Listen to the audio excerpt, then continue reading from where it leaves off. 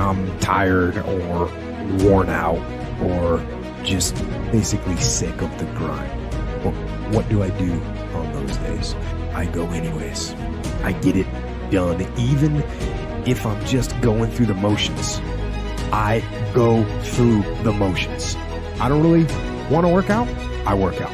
Don't take today off. Not today. Wait until tomorrow. There's some people, because of their personality, because of their contribution, because of the investment of their time and their energy and the impact they have there, that when they go, everybody will miss them.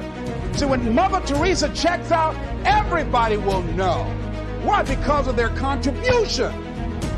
See, but there's some people, because their contribution is so small, no one will care.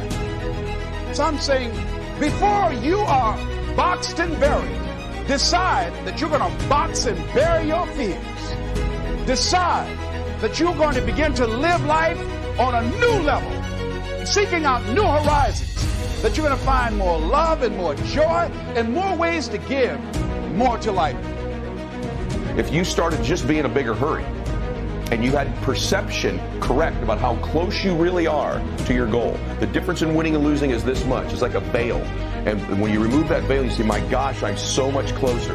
I promise you, one of the things that you suffer from isn't just like a lack of vision and clarity. I wish you more clarity and more specificity in your vision, and I wish you more proximity, that you knew how much closer you were to achievement than you think you are. In fact, it's the fact that you think you're so far away from achieving these things that's causing them to constantly stay that far away from you, because you're not running fast enough towards them. You're not measuring them fast enough.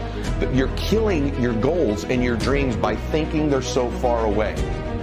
If you are going to rest, that is one thing that you should procrastinate on. That's the one thing I want you to put off until tomorrow. And if, when tomorrow comes, you still feel like you need to rest or you need to take a break, then okay. But the chances are you won't. You won't need that rest. Chances are you will realize that the desire to rest was just weakness. It was just the desire to take the path of least resistance, the downhill path, the easy path.